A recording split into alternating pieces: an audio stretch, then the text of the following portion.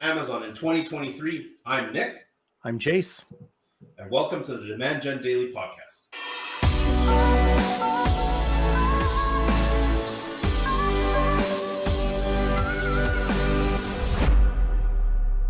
As always, please remember to like, follow, subscribe, leave us some questions. We answer them in future episodes. And we're going to get into scaling Amazon in 2023. Jace, what are your thoughts around this? Yeah, so let's define what it means to scale on Amazon.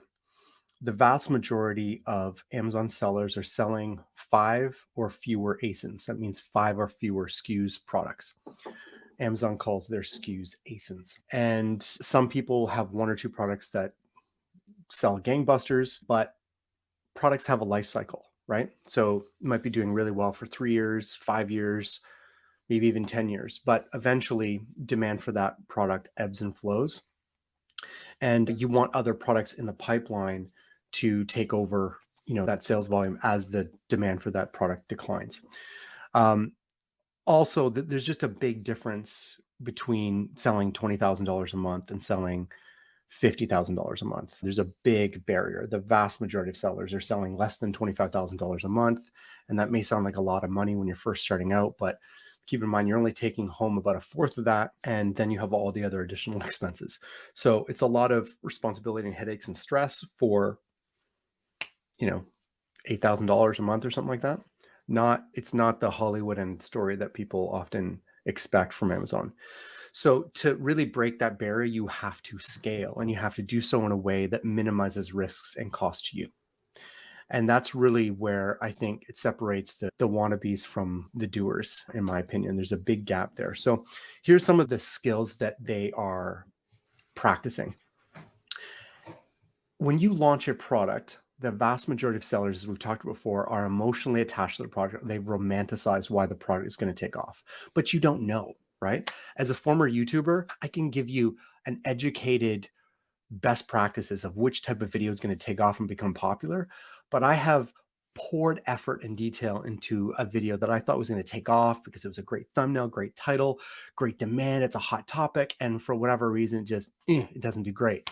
And then another one just takes off that I didn't put a lot of effort into and I didn't expect to get popular, and it just went viral. Can be educated, but I don't know. So the solution to that is to launch many more products, to launch as many products as you can. But some people are thinking, Chase, that sounds great, but that's a shit ton of money and time and resources and research and all that stuff. I can't launch 10 a year. You can, but there is a skill to it. What you want to do is minimize or do something I like to call micro testing.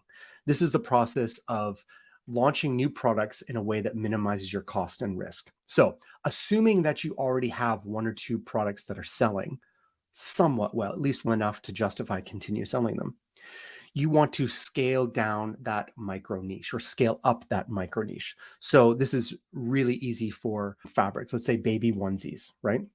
So instead, if you have a baby onesie that's selling decently well, don't then create a baby crib or a baby soother. You want to sell another onesie, but now it's with a different print or just with a different fabric. Okay. Literally like the exact same print, only different sizes, or the exact same fabric, but a different print. Very easy to scale that with some of the in-house brands we talked about before, where it was thermal wall insulated coffee cups. Some were tall, some had a handle, some didn't. Some with different handle was the same mold, just without the handle, right? That's it. So easy to scale up, very minimal risk. I know what the costs are. I know what the shipping weight is.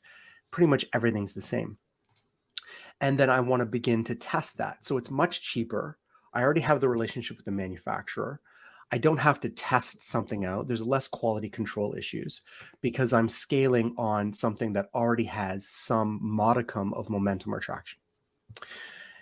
It's not sexy, it's not romantic, but my God, it works, right? The vast majority of sellers that I've known successful have scaled up a very narrowly defined micro niche, and narrow because it's much more easy to own that.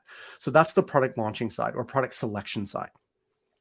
Once you get on Amazon and you have multiple baby onesies, for example, your ability to build domain authority within that product category is boosted, right?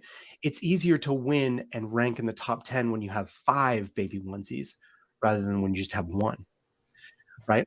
So if you're doing all your keyword research and your keyword prioritization intelligently, you should have multiple products ranking for the same keyword, because Amazon's algorithm recognizes you. Hey, when it comes to baby onesies, you're the guy, you're the woman. It applies to any platform. Heck, on YouTube, when I was doing Android Authority, battery management was a massive geek issue. So we had one video take off. Now we got to make 10 because we want to build domain authority and own that keyword. Same thing for Amazon's algorithm, essentially a search engine, right? That's the second thing. The third thing is that when you have one listing that's covering the same product category, you're much more likely to be a recommended sponsored listing below the fold of that listing. So if you go to Jace's Baby Onesies, and I've done my proper product launch and scaling in baby onesies, and you scroll down below the fold, you're going to see recommended products, other Jace's Baby Onesies. Very powerful when one listing cross promotes another listing. So if you have one listing that has momentum, you want to have different versions of that so that it becomes the recommended product below, right? It works, guys. If you look in product categories in the top sellers, it's Utopia is a wonderful example. They absolutely own the bed sheet category, right? They sell $4 million a month in bed sheets. It's insane, right? They have same fabric, different color, endless amounts of time, right? Queen, king, single, twin, it just goes on. It's the same goddamn sheet. They just have 7, 8, 9 different variations of it, and they're able to maximize their revenue that way. That's really the beginnings of how you scale on Amazon. So, like, one of the things that I think can't be understated is that, and we see this all the time with clients, is that people skip a lot of steps to like that sexy thing, right? Jason, like you're even in today's topic, you're talking a lot about, hey, do the basics, do these incremental steps, do them methodically, test.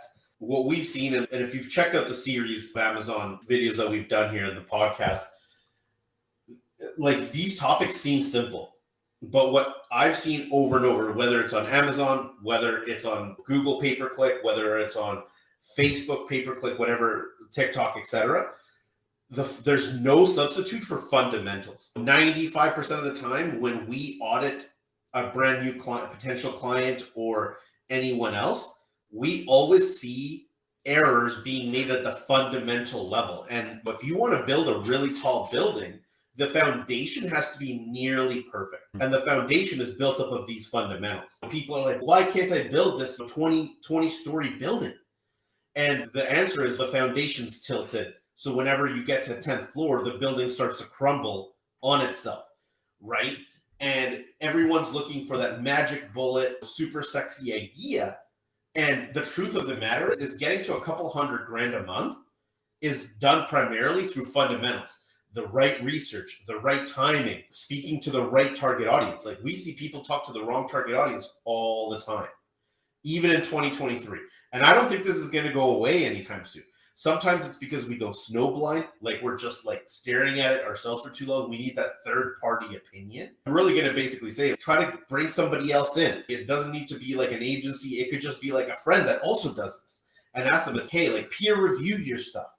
Yeah. Working in a silo like is a great way to not like get lost in the maze.